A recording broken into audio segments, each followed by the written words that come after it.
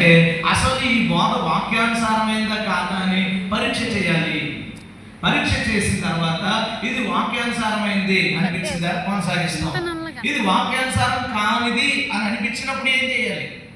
ఒక బోధ తప్పని మనకు అర్థమైంది, అప్పుడు ఏం చేయాలి? ఇప్పుడు ఇక్కడ ఒకటి, అనేక మంది అబద్ధ ప్రవక్తలు వస్తారన్నారు. ఓకే, వచ్చారు.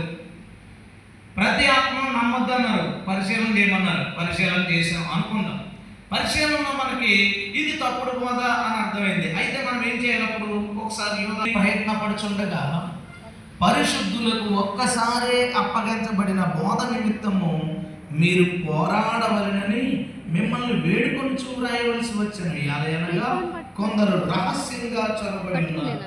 వారు భక్తిహీనులై మన దేవుని కృపను కాపాతులత్వములకు దుర్వినియోగపరచుచు మన అద్వితీయనాథులను ప్రభువైన యేసుక్రీస్తును విసర్జించుచున్నారు అన్నట్టు. యోధ ఏమంటాడంటే, ఇప్పుడు ప్రతి బోధ నమ్మద్దన్నారు. ఓకే,